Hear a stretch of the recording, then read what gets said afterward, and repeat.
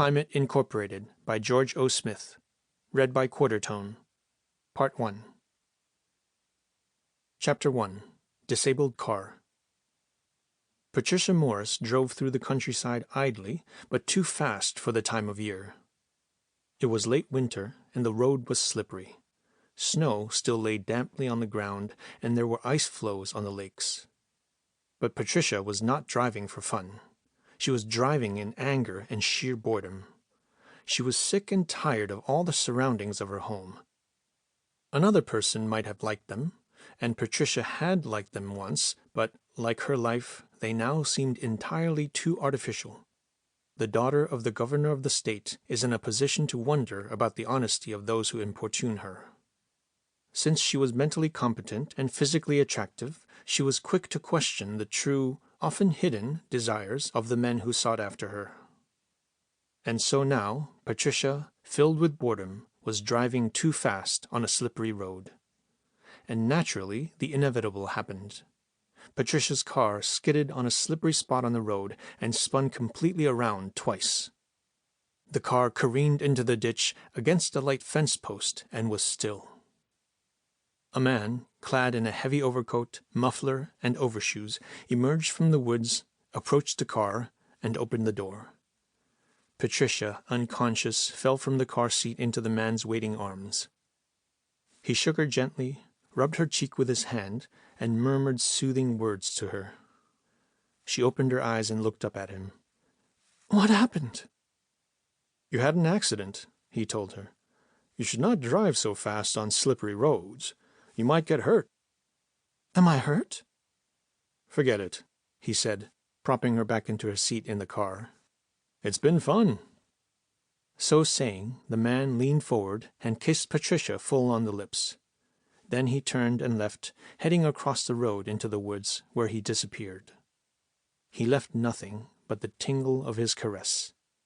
She swore softly in a cool contralto. Getting out of the car, she looked it over. The right front wheel was dished. The left fender was turned under against the wheel. Furthermore, no one without a tow truck could ever set that car on the road again for driving, even after it was repaired. Patricia kicked the wheel with a small overshoe and swore again. Then she laughed, and in the cool air her voice tinkled happily. Boredom? This time she had escaped it. From the glove compartment in the car, Patricia took a road map and spread it out over the hood. It was 30 miles to the nearest town along either way of the road. Through the woods, however, it was not far, a few miles. It was about noon, and the air was exhilarating, and Patricia was well clothed. Somehow the idea of trudging along the hard concrete of the road seemed less fun than cutting through the woods. Getting lost didn't bother her. She wouldn't get lost. Using her nail file with sheer woman-like ability to work mechanical miracles, Patricia disconnected the little automobile compass fastened to the windshield and looked at it carefully. "Die true, north-northeast," she said aloud. She blew out her breath and shrugged at the little white cloud. She'd be cold by then, but not frozen. What fun! Deep in the woods, the snow tapered off to nothing. The ground was not damp as with freshly melted snow, but dry. A duck pond a little farther on was clear, and not a spot of ice marred its surface. Ducks floated on its surface happily, fishing. The trees about her here were budding ever so slightly, and the grassy forest floor was truly showing the verdant green that marks the coming of spring. But it was still mid-March, and the awakening of spring not due for a full 6 weeks in this climate. Patricia continued on. Tiny leaves were visible here, and still further along there was the full-leaved tree, blossoming flower, and heavy grass of full summer. And then before her she saw a tall tower of girder and glass, surmounted by a 3-foot sphere of mirror-shining metal. A comfortable brick building stood near the tower, and there was a few other small buildings handy. She stood there, wondering about all this, and definitely connecting the summery appearance of the place with the tower, for waves of warmth came from the shining metal sphere on top.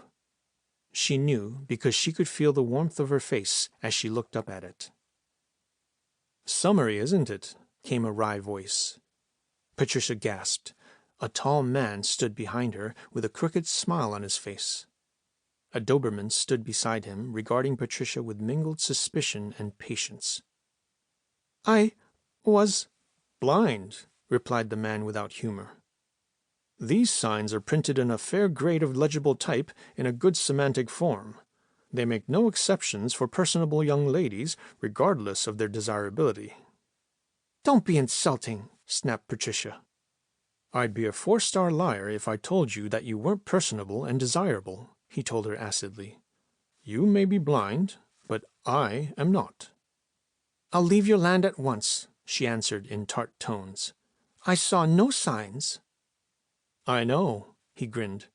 "Your car skidded into the one you should have seen." Patricia bent a cold gaze upon him. "You've been following me?" "Yes, and if you hadn't stumbled on this, you'd have gone on through without seeing anybody." "What is the secret?" she demanded. "It's obvious, isn't it?" he told her. "Seems to me that any secret project should have guards and a fence." "I can't afford either." "But," faltered Patricia, waving a hand vaguely at the tower and the forest. "But—" "You've stumbled onto something that I'd have much preferred to keep secret, Miss Morris." "You know me?" she gasped. "No, just connected the license plate listing with the girl driving it." "And," she said loftily, "is your name as secret as this project?" He grinned at her again. "Don't be snippy. For one thing, you didn't think my name important enough to ask, and for another thing, you're the trespasser, not I." "Well?" "In an earlier era," he said with a smile, "a man could hurl a trespasser into a dungeon keep, or set the dog on the trespasser. I'm James Tennis, Miss Morris, and I'd not turn Dobie here on you because I'd hate to see you trying to outrun a Doberman on those high-heeled overshoes. Instead, I'll invite you in for a spot of hot tea, after which I'll drive you to some place where you can arrange for transportation home." "For which I'll thank you, Mr. Tennis. And this—" "This is my own project," he said, "and it is not perfected and tested yet. I'll explain, but you must swear secrecy." "That I promise," she said with a lift of her head. He walked beside her toward the larger of the brick buildings. She noted with interest that he stood a full 7 inches taller than she, and that he seemed more than sure of himself. The house itself was neat, but lacking in the frills and gadgets of a real home. It was starkly utilitarian and obviously womanless. Heavy drapes of the kind that require little attention hung over the windows, and in other ways the place had the appearance of a house where only the scantiest attention had been paid to those details which a woman considers important. Tennis led Patricia into the kitchen and set a kettle of water to boiling on an electric stove of modern design. Then he turned from the stove and conducted her back into the living room. Here he showed her a small metal case about 8 by 8 by 10 inches. Atop the case was a tall glass insulator surmounted by a shining sphere. A standard line cord ran from the case. Tennis plugged it into the wall socket and snapped the single switch on the case. "This is an effect I uncovered during some experiments," he explained. "I know no more about it than I did 2 months ago, when I first discovered it, but—" He took her wrist and held her hand near the sphere. Warmth flowed from the sphere, and Patricia nodded. "A smaller example of the larger one out there?" "This is the first one. That is the second. It was set in operation along about the middle of January. It seems to be doing fine." Patricia looked out at the green woods. "That it does," she said. "This thing," he told her, "develops about the same thermal output as a 1,500-watt electric heater with an input of about 25 watts. "It sounds as though you should be able to make a large fortune," observed Patricia. "It does," he agreed, "but I'm inclined to wait until I'm certain of what the devil is going on. It might be dangerous." "Why?" "Energy must come from somewhere," he said. "The problem is where. Until I'm sure that nothing dangerous will take place, I'm not inclined to release it." "You seem to have something that might well change the earth," she said. "I'd like to be certain that the change will be all to the good," he answered with a laugh. Then he trotted off to the kitchen to take care of the tea kettle, which was beginning to make high-pitched noises. She followed him, and he served her as she sat on the tall stool in his kitchen. Chapter 2. Intruders. The man on the road flagged the car down and climbed into the seat beside the driver as it came to a stop. "That's her car, all right," he said. Blackman nodded. "It is." Howardson smiled wryly. "So what?" "So we follow," said Blackman. "Now look," grumbled Howardson. "No dame wrecks a car on purpose." "Naturally." "Then what's the use or sense in following her? We can't get nothing on her this way." "No, but you can never tell." "If she were headed for a love nest or something, she wouldn't have to wreck a car to do it," said Howardson. "I admit it, but you can't tell what will happen. For instance, why did she head through the woods instead of walking along the road? You said she headed into the woods." "She did. Her footprints point that way. But if you'll look on the map, it's 30 miles along slippery highway in either direction before you hit a town of any size. On the other hand, it's just a few miles through the woods to Redmond. I'd head that way." "Yeah," admitted Blackman. "And dear Patricia does like to ramble in the woods, we know. So we ramble too." "Waste of time." "Waste of time it may be, but we're making a living by following Patricia Morse for Hendy. And Charles Hendy pays well.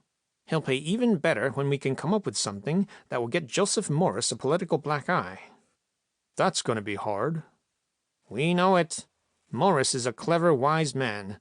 But Patricia is a young, headstrong woman. She'll slip sooner or later, and then the newspapers will take off on the entire Morse family. So now we follow her." Parking the car, Blackman followed the footprints through the woods. Patricia's trail was easy to follow across the snow, and, like Patricia, the two men eventually came upon the edge of the cold weather and into the circle of warmth. Unlike Patricia, both men questioned this demarcation as faint as it was, and then they went more carefully, watching the signs of growing spring as they progressed.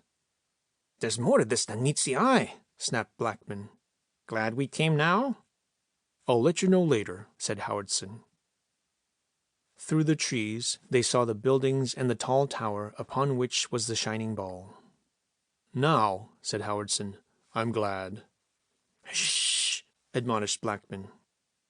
Out of the door came Jim Tennis and Patricia Morris. "I have no telephone," he was saying, "so I'll have to drive you to Redmond." "I don't mind," she returned cheerfully. "From there, I'll have someone come out and collect my car." "And as soon as they do," he told her, "I've got to replace that signpost you clipped." "You never did tell me how you knew I was there," she said. "That signpost contains a photocell unit," he explained with a smile. "Dobie can almost read the signs, and he knows when the photo beam is broken. Well, Miss Morris, I must say that I am not sorry you dropped in. Too bad you had to wreck a car to do it, though." She faced him with a smile. "The next time," she said firmly and honestly, "I shall not wreck a car." He was a bit flustered and mumbled something unintelligible. Patricia entered his car, saying, "There will be a next time, you know." He laughed happily as he climbed in beside her. They drove away, chatting animatedly. Blackman turned to Howardson. "So?" he asked. "So this may turn into something. I'm a bit scared, though." "Why?" demanded Blackman. "Look," said Howardson, "supposing it gets out that Patricia Morris, the governor's daughter, is #1 girlfriend of a scientist who has what it takes to create a summer resort out of a hunk of midwinter Minnesota." Blackman grunted. "It wouldn't do Morris's chances for re-election any harm, would it?" "Nope." "Unless," said Blackman slyly, "someone else came up with it first. Someone who was a good firm friend of Charles Hendy. Someone, perhaps, who would not conceal it from the public, but would give it freely in the name of Charles Hendy, public servant." Blackman took a vest pocket-sized camera out and made a few initial snaps. Then, with Howardson watching the road, Blackman entered both the house and the laboratory and took picture after picture of everything in sight, hoping that the batch there would be enough dope for a clever scientist to work on. It was a month later, about the middle of April, that Jim Tennis looked out of the laboratory window to see Patricia Morris come driving up the roadway. He went out and waved. She came to a sudden stop and smiled. Her smile was generous and neither sudden nor fleeting. "It's warm," she said, jumping out of the coupe and shedding her fur. He stood there in shirt sleeves and smiled at her. "Naturally it's warm here," he agreed. "I knew it would be," she answered with a smile. "So I dressed in a summer frock. Like?" Patricia paraded herself for him, a vision that left him trying to think of something to say that wouldn't sound idiotic.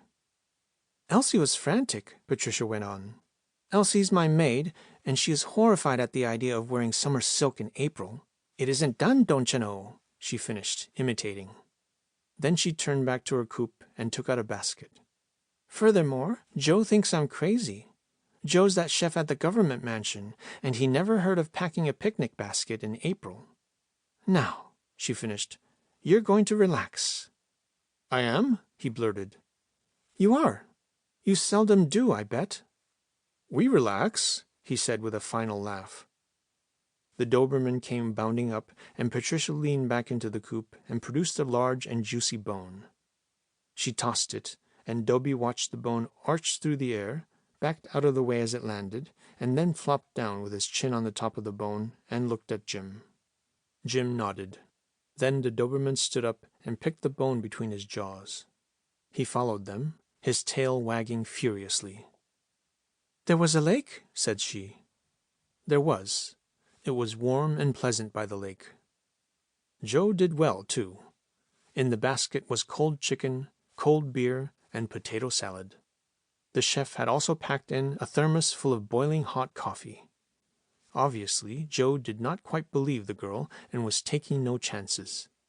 But disbelief was discounted because they used the coffee, too. That it was mid-April seemed unbelievable. It was too pleasant for that early in the spring, too warm and too fragrant, though from time to time there came a cool breeze from beyond the circle warmed by the radiant heat from the machine. And while they were lazing there by the lake, enjoying a summer day and getting acquainted, a more strenuous activity was going on behind them.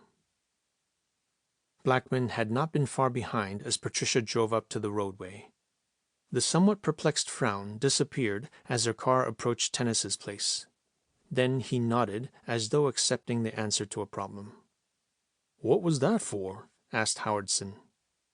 "I couldn't quite figure out the reason for the picnic lunch, complete with cold beer and the trimmings. That dress she wore was strictly for August. I'd almost forgotten about this place, and my mind hadn't quite accepted it yet. But now it's clear. Seems to me we should thank Patricia for her aid." Howardson grinned wolfishly. "Yeah." Blackman was fumbling for some equipment. He took it out and approached the signposts at the offjut of Tennis's road from the main highway. "When I get it set," he told Howardson, "you drive through." They drove up to within a few hundred yards of the place and then emerged. "Is this safe?" asked Howardson. "Yeah. Patricia is a looker, and Patricia is gone on that goon. It'll be moonbeams and daisies as long as she's here." Howardson nodded dubiously. "Betcha the Doberman isn't in love with her." Blackman held up an atomizer. "The Doberman will enjoy this if he comes snuffling at us," he snarled. Blackman did not try the thing, which was just as well to Howardson. Then, armed with a list of items missed before, they went to work, being very careful to displace nothing nor to leave any signs of search. The minute camera came out again and again, and Howardson made some sketches and took some notes. They photographed page after page of Jim's notebook. Chapter 3. A Tower in the Sky. Down by the shore of a warm lake, Patricia was talking to Jim Tennis. "But suppose someone comes in here?" she asked. "Well, this isn't strictly a military secret," Tennis replied. "After all, the best I can do is to discourage visitors. I cannot keep them out excepting by law. Furthermore, I doubt that anybody could duplicate it just by seeing the gear from the outside. As far as any further developments, no one can force me to disclose it. I've got a notice filed with the Patent Office on an electric heater, which I must complete by next November sometime. People seldom come through here, and those that do set off the photo alarm, and I intercept them long before they get to the warm circle. If they insist on walking through, I walk along with them, chatting furiously. We eventually swerve off to one side or the other so that we bracket the circle. They come out on the opposite side, having seen nothing. "I'd hate to see you lose out after all this work," she told him. "And I can't help feeling that all this is far too loosely kept." "It can be kept no other way," he said. "A barbed wire fence of normal size would keep no one out. If it were adequate to keep people out, it would be large enough to create curiosity, and I'd have to go out and intercept them anyway." "But am I the first to enter?" asked Patricia. "Not at all," he replied with a smile. "Jones, who owns a farm not far this side of Redmond, was hunting for a lost dog once. He wandered into the circle before I could locate him. I started for the segment of photo beam he broke, and he continued to circle. And so he knows. He also knows that it is under test, and Jones is a closed-mouthed character." "Too many people aren't." "No," he agreed. "But Jones is well read, and his farming is done from a degree in agriculture which indicates that he understands science well enough to know that something that appears like a universal panacea on Tuesday may sprout horns on Friday and be more of a detriment than a blessing until it is well tested." "You've done well," said Patricia. "Them's fine words of praise, lady," he grinned.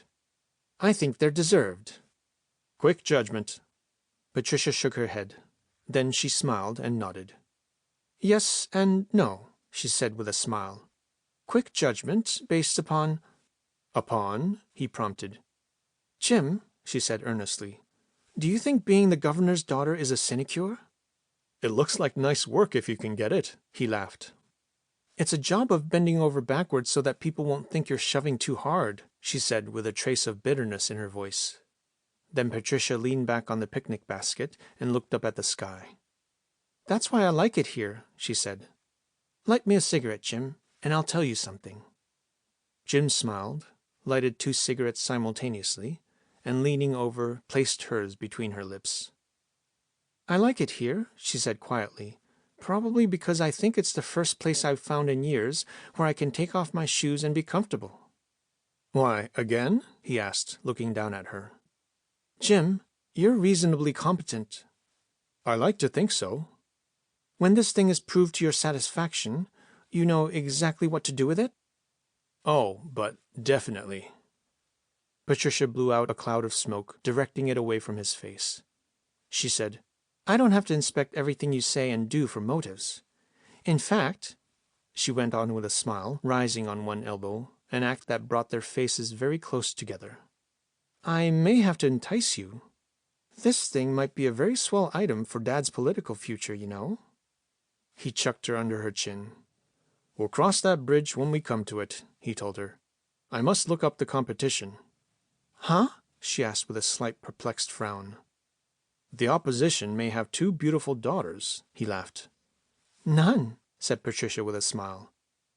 Then—" "Me? I'm going to wade," she said suddenly.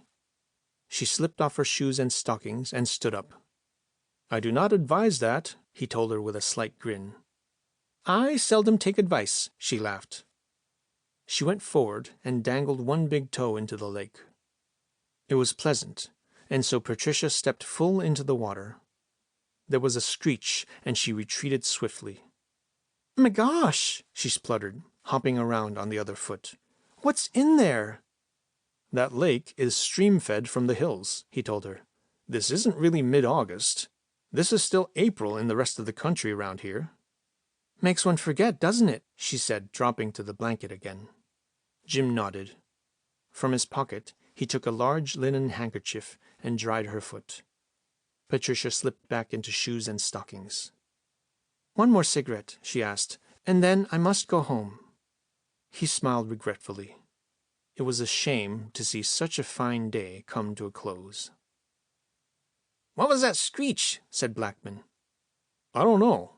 Sounded female to me. Nearly finished?" "Snake, probably," grunted Blackman. "Yep." "Okay, then we leave, but quick. They'll be coming back now that some snake has invaded Eden." Making all haste, they packed up and left. When they reached town, they went directly to Hendy's office.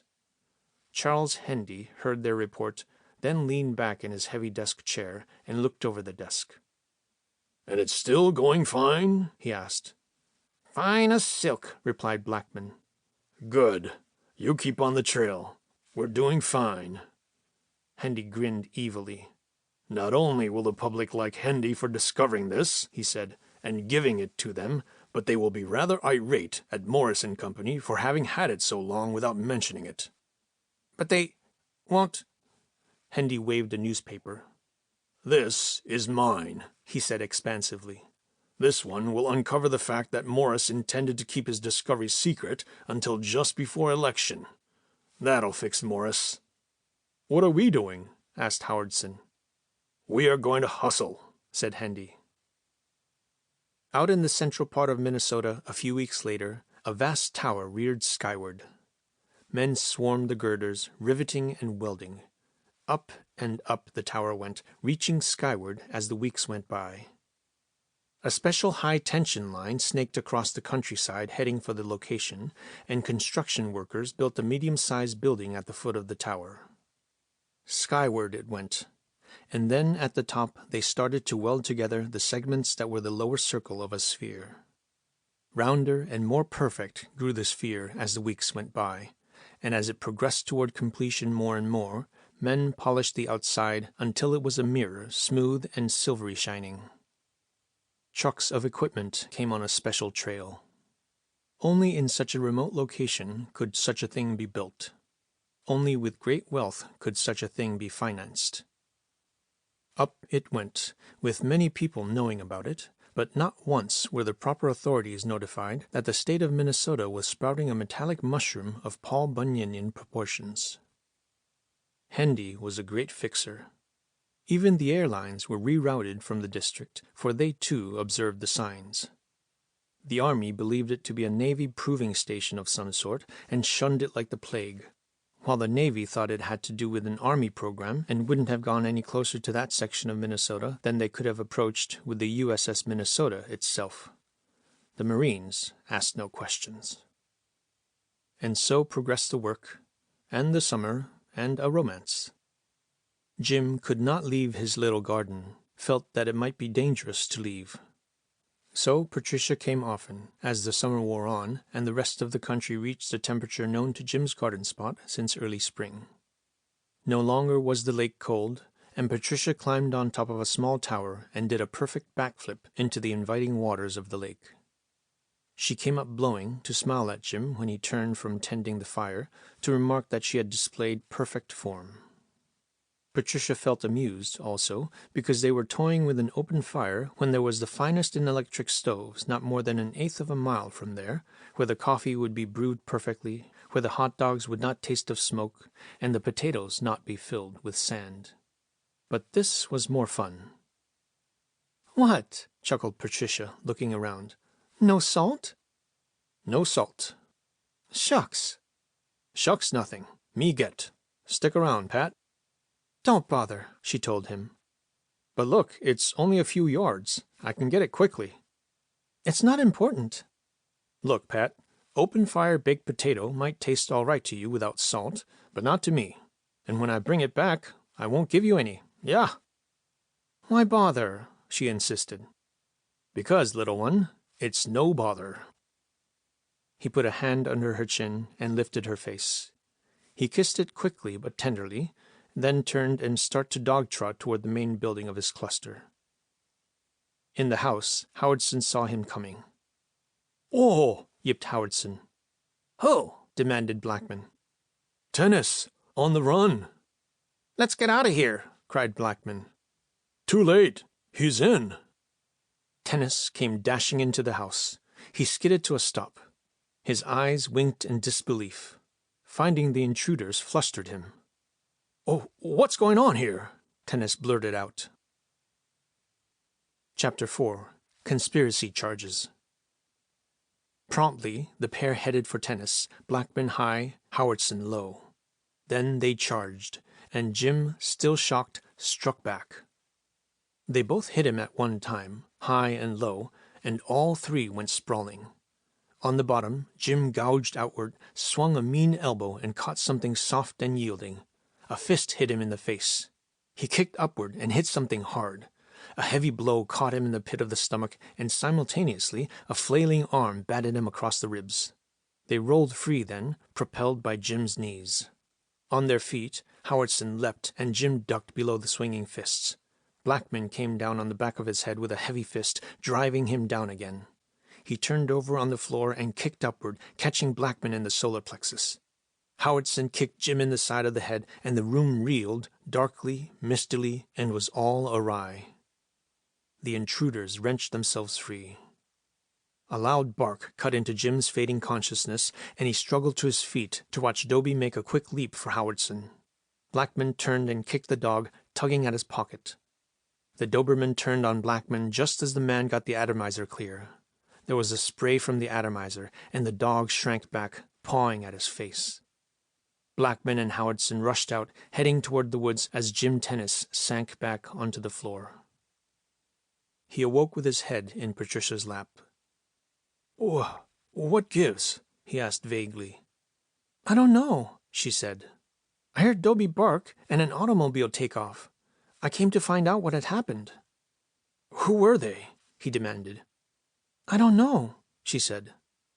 Jim Tennis staggered to his feet and went to the laboratory table. There was a penciled list of things to search for. The two men had left the miniature camera behind and some diagrams. "Spies," Jim said, his head clearing. "Spies?" she asked in surprise. "Spies," he said. "Patricia, who were they?" "I wouldn't know," she said. "It's possible that someone followed me." "Oh, fine," he snapped. "And if they've been doing that since last spring, they know plenty." "Look, Jim," said Patricia, "come on in with me. We'll see Dad. He'll know what to do." "How about Dobie?" asked Jim, running out of the house and approaching the dog. The odor of ammonia was still strong, and Jim Tennis swore revenge. "You go," said Jim. "I'll take care of Dobie." Patricia leapt into her coupe, still dressed in dripping swimsuit. She drove like mad until she heard the whine of a motorcycle siren behind her. She pulled to a quick stop, smiling. "Where's the fire, sister?" said the motorcycle cop, stopping beside the coupe. "No fire, officer." "Driver's license?" "In my other suit," she chuckled. "Funny, isn't it?" he demanded seriously. "Not particularly. Look, officer, I'm Patricia Morris. This is an emergency, and if you give me a clearance to the governor's mansion, I'll see that you're rewarded." "Is this a gag?" "No. Would I be entering the governor's house in a wet swimsuit for a gag?" "Might, but I'll take a chance." And so, having authority, Patricia drove the miles to the capital at high speed. As she headed into her father's house, leaving the officer to be congratulated by the wondering butler and the governor's secretary, she saw her father coming out of his office with a frown. "Dad!" she exploded. "I've got to talk with you. It's important." "Important, Patty?" he asked absently. "So is this." He held up a newspaper. On the front page was a huge picture of a tall tower surmounted by a glistening sphere. The headlines said, "Charles Hendy, philanthropist, supports weather control program. New device to bring summer weather all winter. Hendy offers service free." "That," said Patricia, "is what I want to tell you about." 3 hours later, Governor Morris was shaking his head regretfully in Jim Tennis's laboratory. "If I'd only known," he said, "we could have protected you." "But can't we do something?" pleaded Patricia. "Not much. Jim can file on his patent, of course, and there's no doubt that he will get it.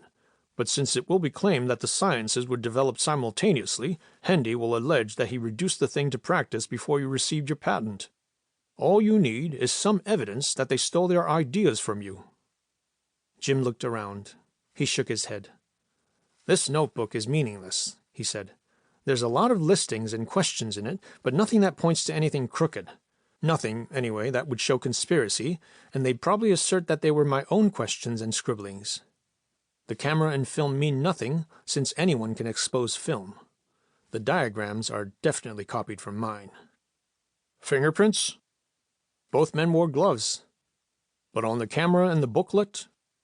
"There's just that chance," admitted Jim. "Well, you hold tight, and I'll get the state's attorney working on the case. Hang it, young man, you'll get protection if I can give it as governor of this state." Patricia touched Jim's arm. "My fault," she told him. He patted her hand. "Couldn't have been helped," he said, "and all we can do is to wait it out again." The door opened to admit the fingerprint expert from the state's attorney's office. "Without a doubt," he said firmly, "these are the fingerprints of Blackman and Howardson. Give me that statement," snapped Jim Tennis. He grabbed the sheet of paper from the fingerprint expert's hand, jumped in his car, and drove away at top speed. Tennis was halted at the door to Charles Hendy's office. The secretary spoke into the communicator, and shortly there was a reply telling Mr. Tennis to enter. Jim went in, loaded for bear. "Hendy?" he demanded. "I am Charles Hendy. What can I do for you?" "Do you know men named Blackman and Howardson?" "I do. They are men who are performing a great service for the public." "Well, I'm charging them with theft, breaking and entering, and trespass." "Indeed. And why?" "I'm James Tennis. I am the inventor of the device you intend to use, the climate machine, as the newspapers call it." "I've been under the impression that this machine was the invention of the men whose names you mentioned." "They stole it from me." "That is a grave charge, Mr. Tennis. Doubtless you have proof?" Jim explained about the battle in his laboratory and the resulting collection of the evidence bearing their fingerprints. "If this is true, it places an entirely different picture of the case," replied Hendy suavely. "They are at the central plant now, unless they've fled, Mr. Tennis. However, I shall demand that they come here at once, which will take them until tomorrow morning. I suggest that you prepare your evidence and profess formal charges. We'll have a preliminary hearing before more is done with this case. I believe that Governor Morris and State's Attorney Jones are both very interested parties?" "Yes," said Jim Tennis carefully, "but not so interested that justice will not be done." End of Part 1.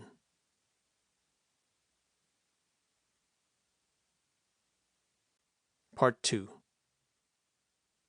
Chapter 5. Summary Weather. Hendy scowled at his pair of henchmen. It was very early in the morning, and both Howardson and Blackman were still blinky with sleep, whereas Hendy looked sharp despite his corpulence. "You're a pair of half-wits," he sneered. "We were caught, and you were caught dead to rights." "So now what happens?" "If they trace you to me, there'll be the devil to pay." Both men paled a bit. The devil they did not fear, but Hendy was a different matter. They would take their chances with Satan. "It's a bust," said Hendy, "and you're it." "But look, boss." "Shut up," snapped Hendy. "You're both going to jail."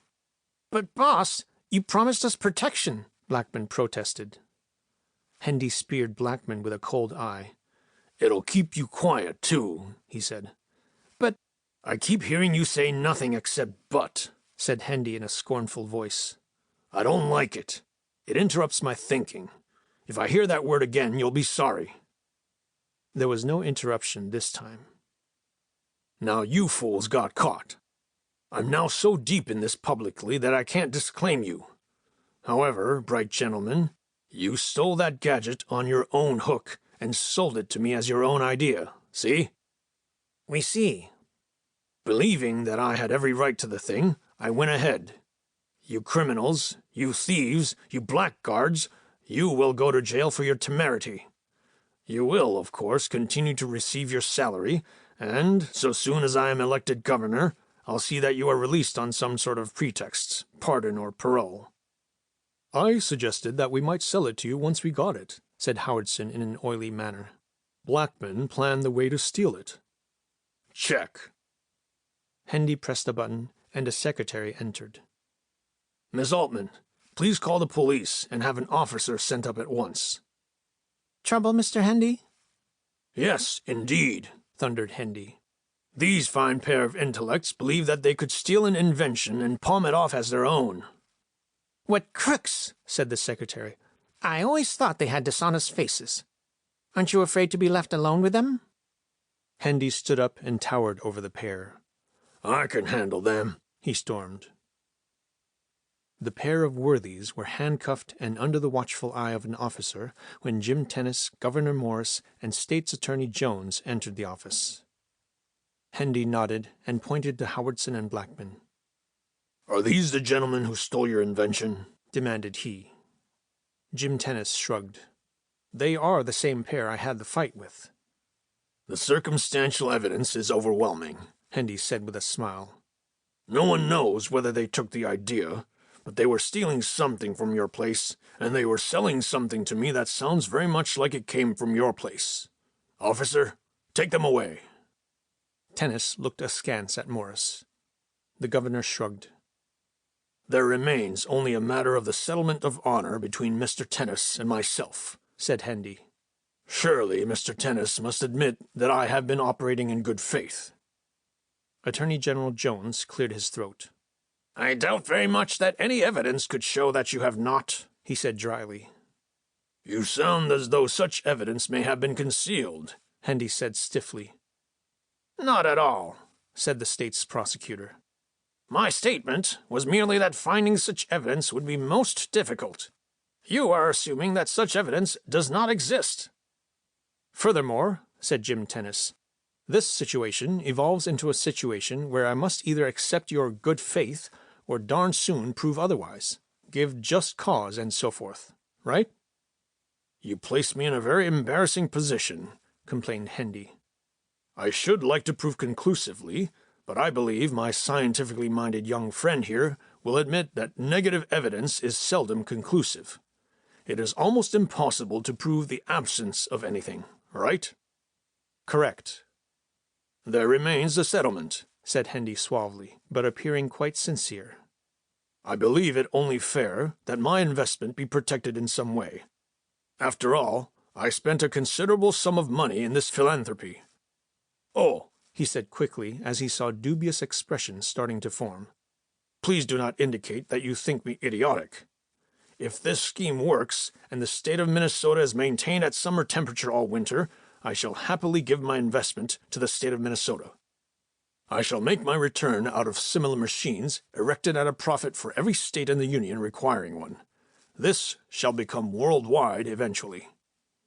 He smiled at the nods of agreement. "However, I find that this invention is not my own," he went on. "It rightfully belongs to my young friend Tennis. It shall be his.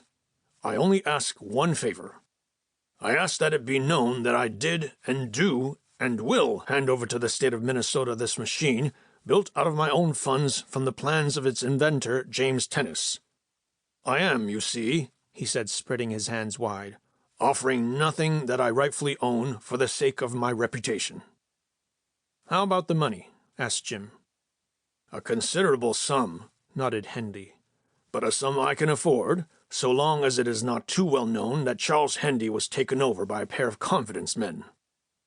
Governor Morris nodded perceptibly.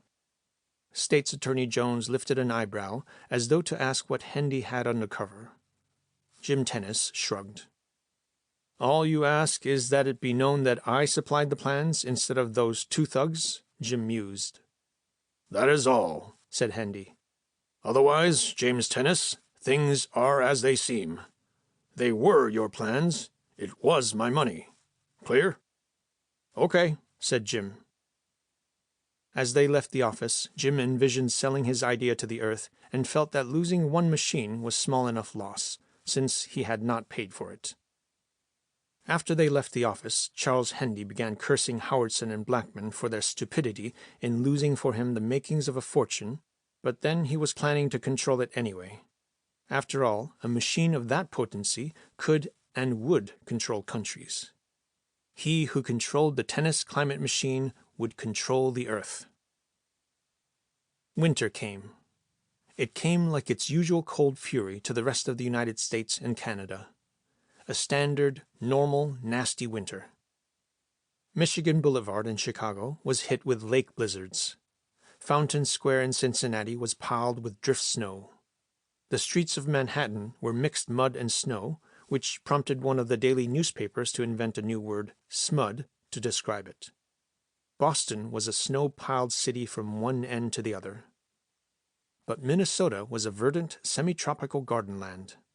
From the center, where it was downright hot, the temperature dropped gently as the edge of the vast circle was approached. At the very edges, where the blowing winds came into the charmed circle, the air was brisk and cool. It is improper to say that immigration set in.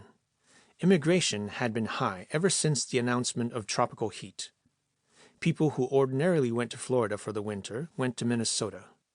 In fact, people who lived in Florida and California and Bermuda all the year round went across ice-strewn fields of winterland to visit the oasis of warmth. Scientists came by droves, scientists who came to measure and calculate and predict, and scientists who came to enjoy a vacation. And each state sent its own representatives to see what could be done about buying the same for their own states. There were the standard proportion of crackpots and religious fanatics who claimed that God, or their own particular personal deity, would most certainly visit his anger upon those who insisted upon tampering with that which was his domain. No one paid any attention to them, but they were there. There were also a number of people who left Minnesota because they enjoyed a cold winter. They were not missed. Christmas was green, and not the usual dull green of the occasional green Christmas of other years. This was a lush green Christmas, with farmers watching waving fields of grain while their sons cut the Christmas tree in shirt sleeves. Cattle grazed on verdant pastures while the Christmas carols were being sung, and mothers were forced to explain lamely that Santa Claus had his sleigh equipped with wheels so that he could come as usual. He did arrive, too, because with an extra crop the farmers were well equipped with that necessary essential with which to buy gifts, while the city dweller prospered due to the great influx of visitors, guests, and people who had something either to buy or sell. By contrast, moving picture lovers went home through snow and ice, grumbling because the newsreel gave a large piece of film devoted to the glorious climate enjoyed by the people of Minnesota on Christmas Day. In the governor's mansion, Jim Tennis caught Patricia Morris under the mistletoe. This was lip service to the custom in all entendre of the phrase. It might be dramatic to give an account of their first kiss, but Patricia hung the mistletoe with non-malice aforethought, and carefully and brazenly stood there with parted lips, waiting. Jim required absolutely no signposts, and it is equally true that Jim required absolutely no mistletoe either. It was just a conventional nod to custom was that mistletoe. Chapter 6. A Cold Surprise. An hour later, Jim arose from the chairs where they had been sitting without the mistletoe and handed Patricia to her feet. He felt in an inner pocket and came up with a small envelope. "Tickets," he said, "and curtains at 8 o'clock." Patricia nodded. 4 minutes to repair my face," she said, "and I'm ready." As they were approaching the front door of the governor's home, Governor Morse himself came driving up in a furious haste, skidded his car to a stop at the bottom of the stairs, and leapt out. Up the stairs he came, 2 at a time, hurled the front door open, and saw Patricia and Jim. Then he took a deep breath and said, "Thank God!" "Why do you say that, Dad?" Patricia asked. "Look, kids," he said as soon as he caught his breath. "I don't want to do this. I'm in your favor all the way." "But what?" asked Jim suspiciously. "You two mustn't go out this evening," Morris said. "But why?" Morris shook his head. "I don't like it," he said. "Don't like what?" The governor looked at Jim with a hurt smile. "Jim, my boy, believe me, you have my blessing, and so help me, I think you can handle her. But this thing is above it, hang it. I must ask your indulgence on the whim of an old man." "What's going on, Pop?" demanded Patricia. "The Sentinel has me, us, across a barrel," blurted Morris. "Huh?" The governor took out a tabloid daily and opened it to the editorial page. They read, "Political move? Governor Morris is an astute politician.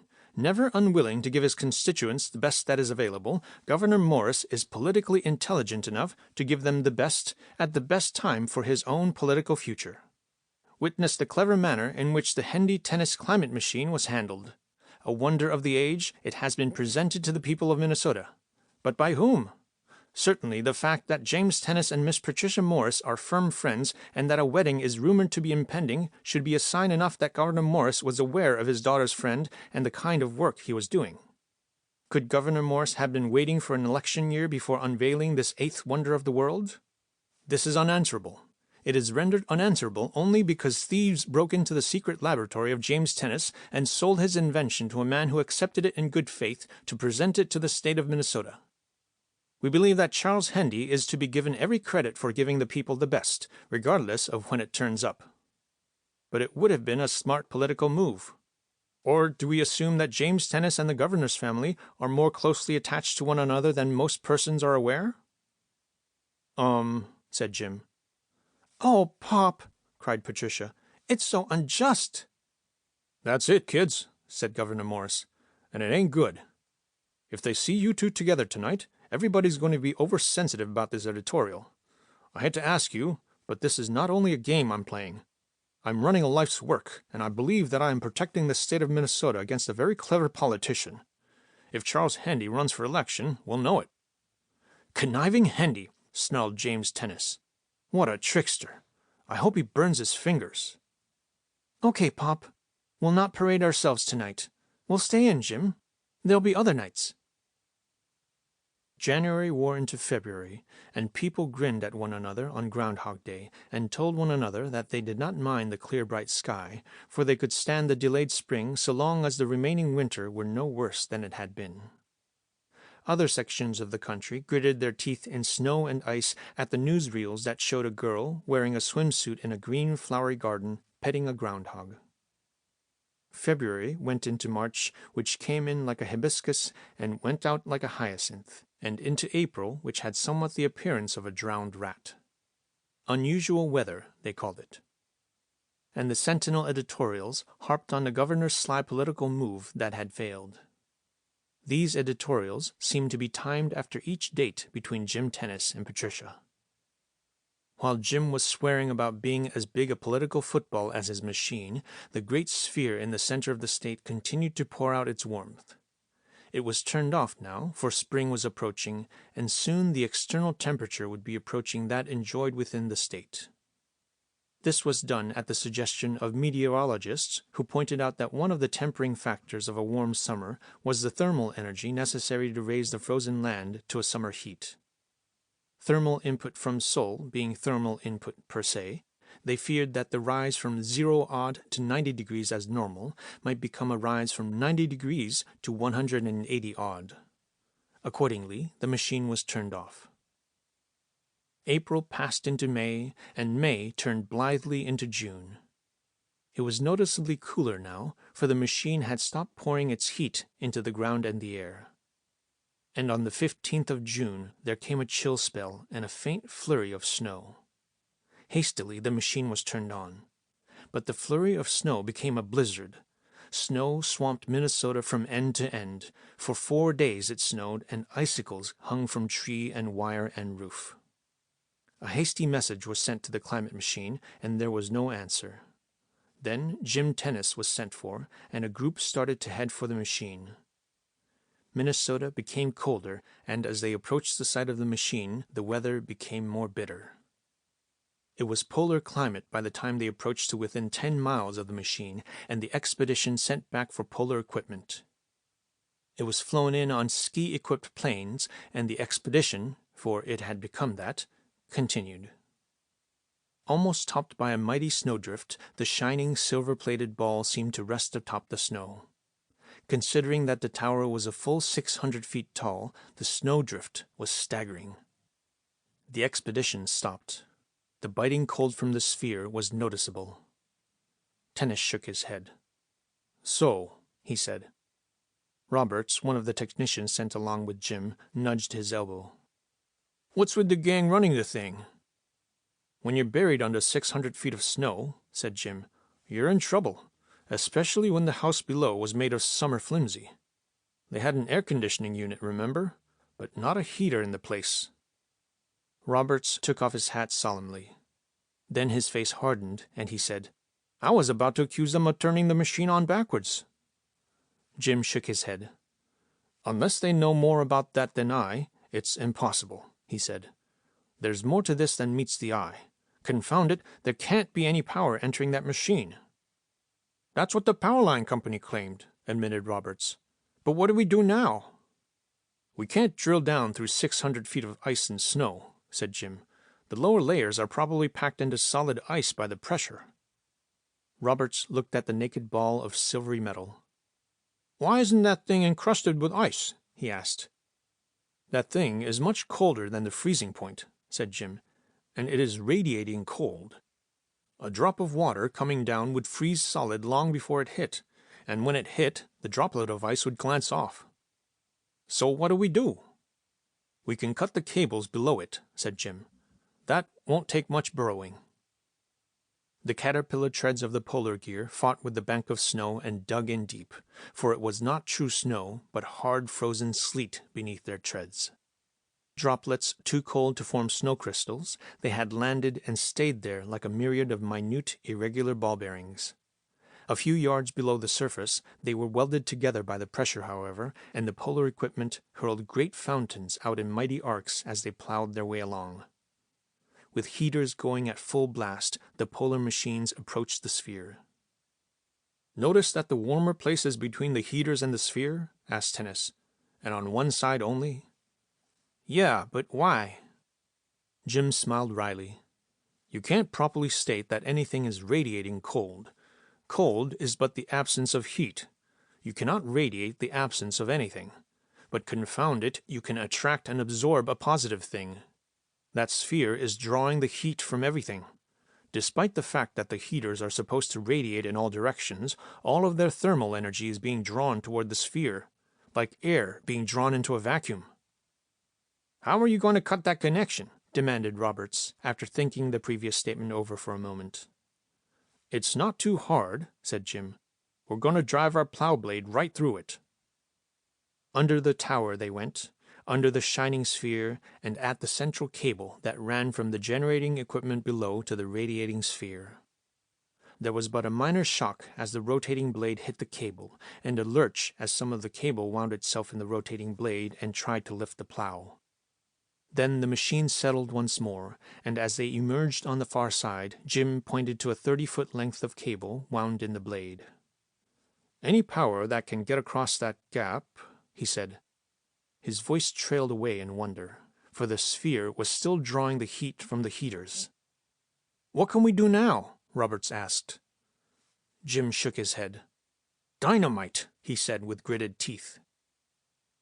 1 hour later, and from a safe distance, they watched the vast sphere of metal distort, burst into segments like a crushed orange, blast outwards like an exploded basketball, and throw curved shards of itself in all directions. A depression formed below the site in the snow, and where the sphere had been, there was nothing. Nothing? Nothing but an invisible sphere, invisible and intangible, that continued to suck heat from everything that possessed an erg. They delineated the sphere and discovered it to be the same size as the metal one had been. But they could not remove nothing. The expedition turned and fled. Chapter 7. Cut back in time. When the expedition got back to the state capital, Jim Tennis hurried to the governor's mansion. That, said Jim Tennis to Governor Morris, is what I've been fearing. Why, I wanted to test the thing thoroughly before announcing it. It wouldn't have really shown in my laboratory tests, for I did not set the pilot model up until late in the winter. I was prepared to wait 1 solid year, however, before making the invention public. But why? Asked Governor Morris. I don't know, said Jim helplessly, but it should really fix Charles Hendy's clock. Think about it tomorrow, suggested Morris. You're tired. Take it easy for a night and go work on it in the morning.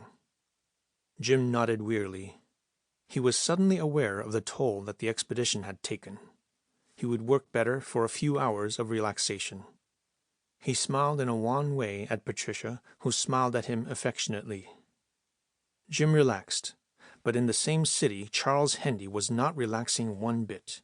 In his office he had several newspaper reporters, and he was working hard at being a politician. "I'm perplexed, gentlemen," he said. "Mr. Hendy, you started this in good faith?" "Of course. I'd as soon cut off my arm as bring this disaster to Minnesota." Moran of the Sentinel asked, "Is it possible that James Tennis might have known what would happen?" Hendy blinked, a well-planned blink. "You are suggesting that Howardson and Blackman may have been in the employ of the Morris Tennis gang?" "I am merely hypothecating." "I'd hate to accuse anyone of that," said Hendy modestly. His reply was made in such a manner that everybody present knew that what he meant was that he merely lacked proof.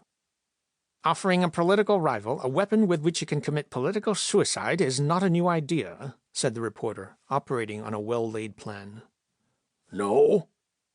"I understand that there is to be a grand jury investigation," said Moran. "It will find me blameless," said Hendy. "But perhaps it will fix the responsibility. I feel like a helpless pawn, or perhaps an unwilling and ignorant executioner. I think perhaps Howardson and Blackman should be questioned." "Thank you, Mr. Hendy. Now I must leave because I gotta make a deadline," said Moran. "You other gentlemen may remain if you wish," smiled Hendy. "If you wish to cover Mr. Moran's deadline to prevent a news scoop, you may use the telephones here." In a corner of the room there was a portable bar and sandwiches on a table. The idea intrigued the reporters, and after using the telephones, they fell to with a will, which gave Moran of the Sentinel plenty of time to drive to the prison where Howardson and Blackman were incarcerated for their little trick. Moran asked for Blackman, and when the prisoner came, Moran started questioning. "I understand that there is to be a grand jury investigation." "Oh?" answered Blackman. "It is suggested that perhaps you were a cohort of James Tennis." "Perhaps." "And if so, you offered Hendy this devilish machine as a bit of bait, hoping he would commit political suicide?" Blackman smiled. "Could be." For a few seconds the reporters stared at Blackman. Then one of them said, "Then, of course, Jim Tennis is the real crook, and Governor Morris is as low a criminal as he is. How on earth did he coerce you? Blackmail?" "Might be," Blackman nodded. "But what of Hendy?" "Charles Hendy thinks only of the people. How could he possibly have known that he was being bilked? He is a great philanthropist, not a scientist. Besides, the machine rightfully belongs to James Tennis, you know. It is his, and he can have it." "I think I know what you mean. Mind if my friend Howardson is told of the later developments?" "No," said Moran, keeping a very straight face. "He's a most interested party. Perhaps Tennis had something on him, too." "I'll ask him," said Blackman. The grand jury investigation started. The word of a felon is not too well accepted, yet there was the suspicion of a doubt, and they worked at it thoroughly. In the grand jury room, Jim Tennis fumed and swore at their damning testimony, even though it was based on the word of felons. The trouble was that Howardson and Blackman had been convicted of felony carried out by them. To have them point out someone high up who had aided the plot gave their story an aura of truth. Being no scientists, nor directly involved in politics, there had been some question as to why a pair of felons would take the time and the trouble to steal an invention when there were banks and other places to burglarize.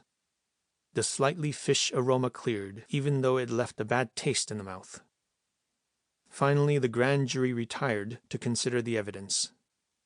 After an hour or so, they returned to the box, and the foreman gave a folded paper to the bailiff, who carried it to the judge. After reading the verdict of the jury himself, the judge cleared his throat. "James Tennis, arise," he said sternly. Jim Tennis stood up. "Regardless of motive or outcome of other men's machinations, James Tennis, there is no doubt in the minds of this jury that you are responsible for our seasonal disaster. Therefore, before returning an indictment against you for endangering the health of the people of the state of Minnesota, I ask if you have anything further to say. Your Honor, had my plans not been stolen, this would not have happened, Jim protested. That is no excuse for perfecting such a machine which has become a grave peril. My invention would have been harmless had it been correctly used, retorted Jim. Therefore, continued the judge angrily, I return this indictment against you on behalf of the grand jury of the county of— Your Honor, said Jim Tennis loudly, before you sign that indictment, may I remind you that I cannot solve this problem from a cell? That's true, said the judge dubiously. We are aware that you know more of this questionable scientific feat than any other man alive, so I shall revise my procedure. I shall suspend the jury's findings for a period of 10 days, during which period, James Tennis, you will direct your activities towards solving the weather problem. If at the end of that time you have produced a solution, the indictment shall be dismissed. If not, you will be tried on charges. 10 days? Gasped Tennis in baffled fury. What can any man do in 10 days? But the court was adamant, and a short while later Tennis was released, baffled and confused, to return home. All the rest of the day he worked hopelessly at the problem, beset by worry, yet trying desperately to discover the reason for the amazing variations which his weather machine had unexpectedly developed. One night Patricia found Jim sitting dejectedly before his small model, his brow creased as he stared at the vacuum tubes and high inductance coils. "I don't know, Pat," he told her. "I honestly do not know." "But what does it do?" she asked. "I don't know," he repeated. "Then how does it work? Can't you guess something from that?" "Patricia mine, I've been guessing for 8 days now, and I'm out of guesses. Work? I don't— Well, I can tell you what happens. You start with a simple circuit, like this.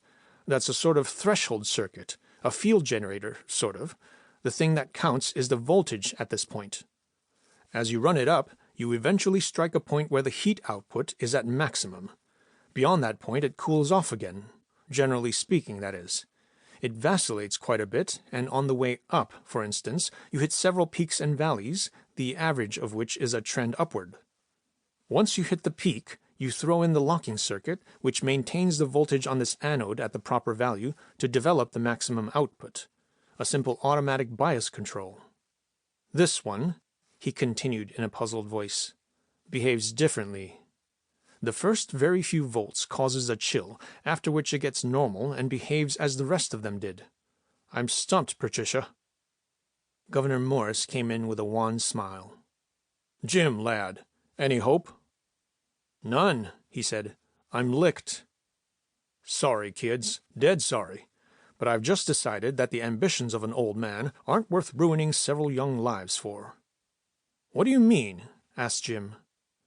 "I've prepared a statement and a complete pardon for you, Jim, absolving you from all guilt as an innocent victim of circumstances. Hendy will leap on that with both feet, but I'll not see you sacrificed." "But blast it all, you can't do that." "No? Well, you can't spend 10 years in the calaboose to spite a political machine. It isn't worth it." "But we can't let them beat us." "Forget it," said Morris, "and tell me what you've been doing." "Trying to figure out how it works," replied Jim. "Or rather, why. I've been back and forth across all the theory and abstract ideas that I've ever had. I'm completely stuck, as baffled as Benjamin Franklin might have been if he had been shown a radio receiver and told that it ran by electricity. How and why are unanswerable so far. So," he continued unhappily, "I've been wondering where the energy came from. I've got just a few hours left before... His voice trailed away. Patricia, to keep his mind from the imminent doom, said the first thing that came to her mind. "The machine is still good, Jim," she said. "At least, it takes some of the heat of last summer and saves it over for the winter." "Hey!" he exploded. "Hey what?" she asked him. "Maybe it doesn't save some of last summer's heat," he said thoughtfully. "Maybe it takes the heat from next summer." "Can you prove that?" "Yes, if we can remember to shove this thing in the refrigerator all day tomorrow. That might account for the initial dip." He paused. "But that's no solution," he said. "Oh," said Patricia, "but it is." They looked at her dumbly. Patricia began to explain. Bright and early, Jim Tennis appeared in the grand jury room to address the judge. Seated up front in one of the chairs was Charles Hendy, who had gone there to witness the discomfiture of his political rivals. He was positive the indictment would be returned against Tennis. "Your Honor," said Tennis, "this is a case of the misuse of a scientific principle. The discoverer of electricity is not responsible for the deaths each year by electrocution. The inventor of the airplane cannot be held responsible for the deaths there either. I have discovered that this invention of mine actually delivers the energy which will be received by it at a later date. In other words, what happened was that last winter the machine was sending forth the energy which would be received by it the following summer. Thus, of course, when summer arrived, the summer heat had already entered the machine and had been sent back to make last winter warm when we enjoyed it. This I can prove. However, this is no solution. The solution is, of course, to rebuild the machine and tune it for the summer following. This must be done carefully so as not to make the following summer cold and bitter. If the machine is used very carefully and with considerable planning, it can accomplish the one thing that mankind has always wanted done, saving some of August's intolerable heat to diminish the rigors of January's bitter cold. We, Your Honor, are the victims of our own avarice in wanting perfect summer all winter. Moderation is the answer." "You are a lucky young man," said the judge. "I give you a sharp judicial warning not to let dynamite lying around loose for felons to steal, and I hereby permanently dismiss the indictment returned against you 8 days ago." The judge's voice grew thoughtful. "But before the court is dismissed, may I ask how you prove that the machine actually drains next summer's heat to warm last winter and so forth?" "The climate machine is actually a time machine," said Jim Tennis promptly.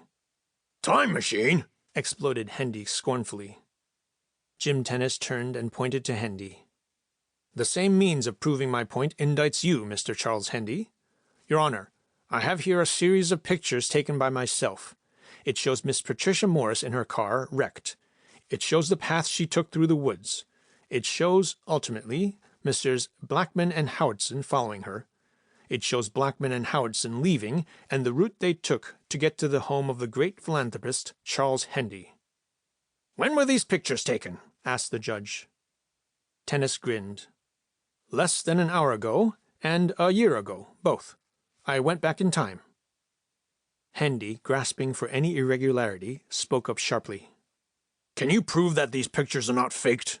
Just name me one proof that you were there at all. Just one. Who saw you? Who recalls you? Have you a witness?"